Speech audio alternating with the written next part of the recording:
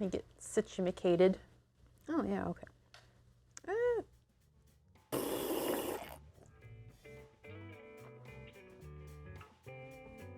Beep, okay. Hello again, internet people. Welcome back to my show, I guess. Clack. Hello, internet people.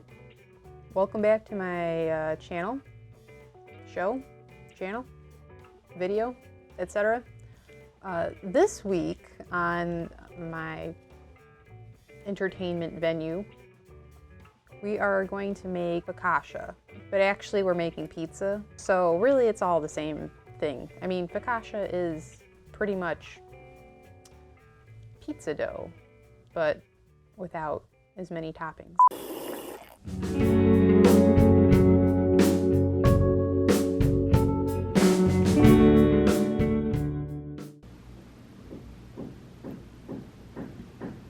That's very rude. This recipe can really be used for focaccia, or it can be used for pizza, which is what I usually use it for. There was a demand for me to make Detroit-style pizza at home. Typically, I only make vegan stuff, but pizza tends to be the exception. So it is, in essence, a cheese pizza. For those of you not familiar with Detroit-style pizza, you may be familiar with a chain called Jet's Pizza. The defining characteristic of Detroit-style pizza is that it has like a big thick crust that is kind of like bread, and it also has a burnt cheese crust. The burnt cheese crust is what's really important here, and I will elaborate on that further. And before we get too far ahead, I would just like to remind you to please like, subscribe, and share. If you like the video, that'll help the YouTube thingy do the YouTube thingy, and then you can also ding the little bell, and that'll give you a notification of when I have a new video to watch. Okay, so that was the annoying part, and now here's the pizza part. See you on the other side. In the bowl of a stand mixer, add 227 grams of sourdough starter. Then add 417 grams of warm water. And then give those a good mix to make like a milky liquid. Add 663 grams of all-purpose flour,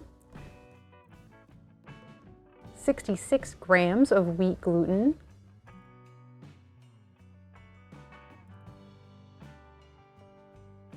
and 10 grams of sugar.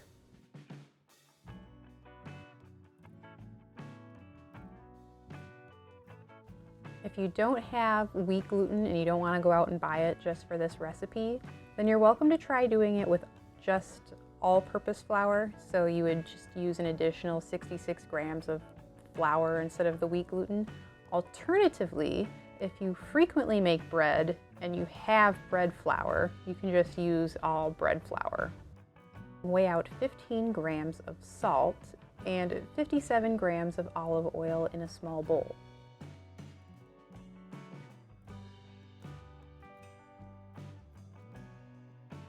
You can set this off to the side for now.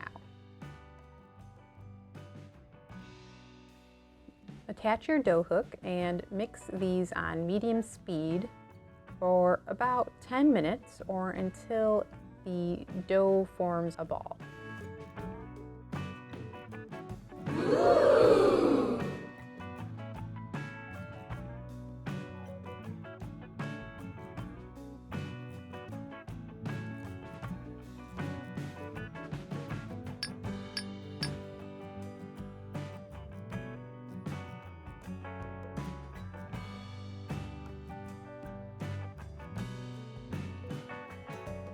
After mixing, remove the bowl from the stand mixer and cover with a damp kitchen towel for 30 minutes.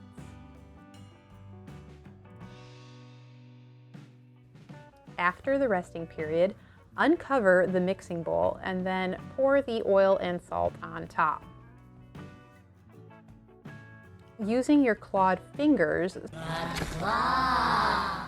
start to stab them into the dough to start working in that oil and salt. The oil will not mix in right away, but that is exactly how it should happen. It will take a little bit of extra work just to get it incorporated. Continue poking and pinching the salt into the dough for another 2 or 3 minutes, or until you feel things are sort of combined. Then we're going to let the dough rest for another 30 minutes under a damp kitchen towel. While I could have just added the salt to the stand mixer, I wanted to try creating a mock autolyse. A true autolyse is where you mix flour and water together into a very basic dough.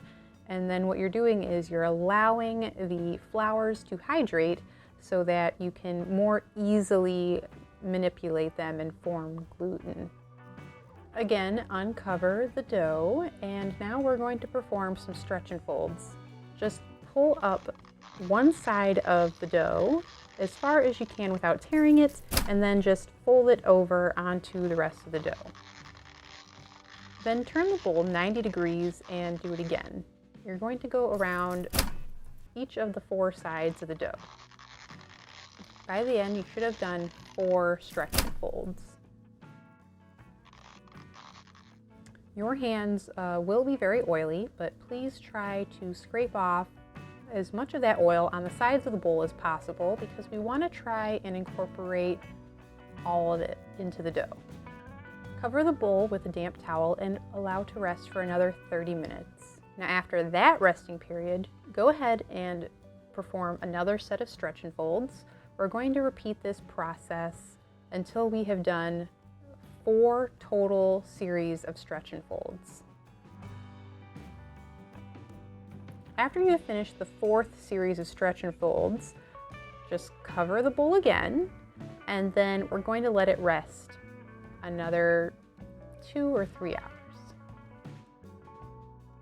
Try to find a magical warm spot somewhere, either like near a radiator or on top of the running dishwasher will usually work for me. You can also set your dough in the oven, just don't turn it on. That's usually what I do. I have a proof setting on my oven, so I like to use that. If you don't have a proof setting, you can still do this. All the proof setting does is it turns on the oven light, which kind of makes this ambient warmth, and then it runs the fan. So it sort of circulates that warmth in the space. So at the end of this 2 to 3 hour resting period, you will need to oil your pans. I usually use 2 pans. I will use a 9x13 rectangular aluminum pan, and I will also use a 10-inch cast iron skillet. Pour at least 3 tablespoons of olive oil into the bottom of the pan, and then just kind of spread that around with your fingers, coating the entire surface in the bottom and the sides. Dump the dough out onto the counter and then divide it roughly in half.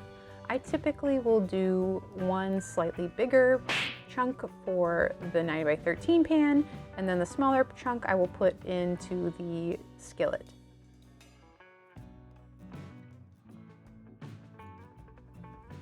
Give the dough a bit of a stretch. It's not really going to fill up your pans at this point, but that is perfectly okay because it will by the end of the next resting period. Then cover your pan with a damp kitchen towel and place the dough back into the warm spot. We're going to allow it to rest for another 1 to 3 hours.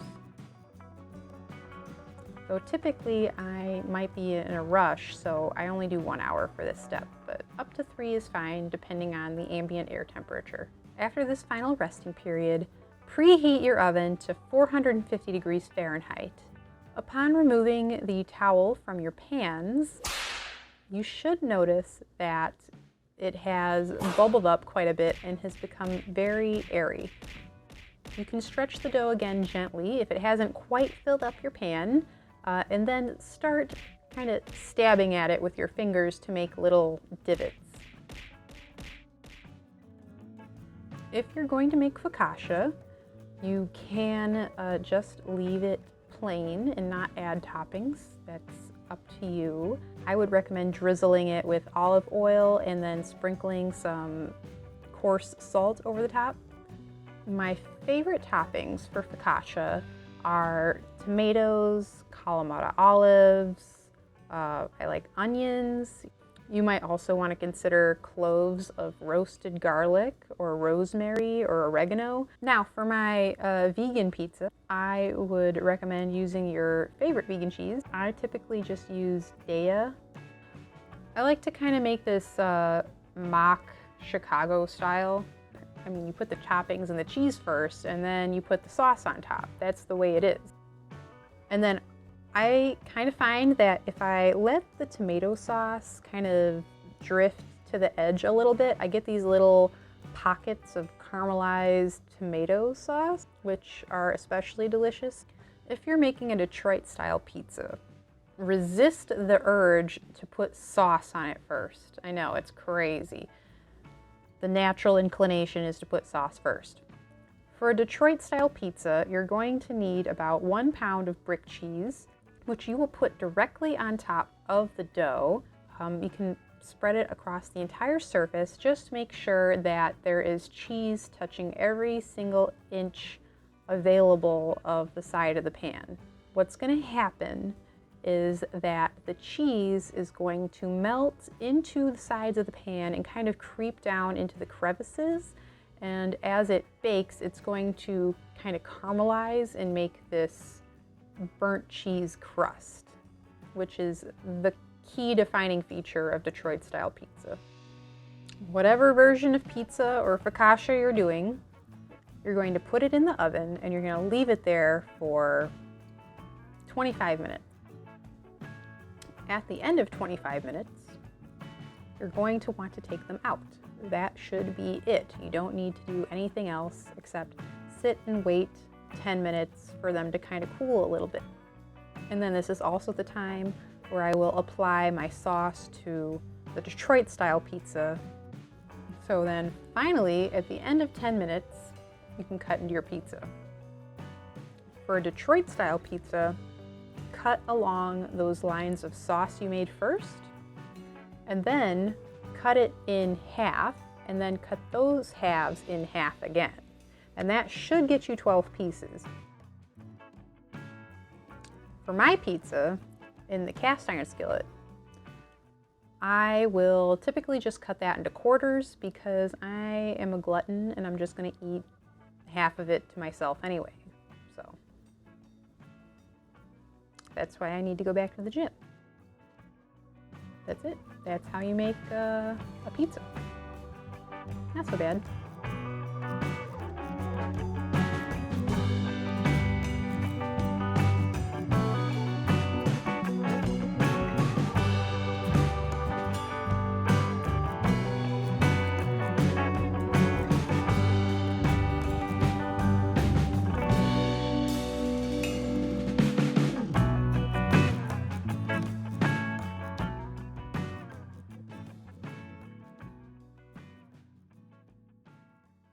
Now I assume that you're going to go out into the world and make your own little pizzas. We can start like a whole new pizza revolution and then really unite the Chicago and New York forces together so that they can squash us out, because what would bring people together more closely than a common enemy? Anyway, I hope y'all make good pizzas. Or don't. Maybe you're just still thinking about it. I guess that is the end of the show, and I'll just see you later. Let's do some pizza wisdom. Internet, help me out with this pizza wisdom. A pizza a day keeps the doctor away. That probably won't work. Don't eat a pizza every day. You're gonna, well, you know, maybe it depends on the pizza.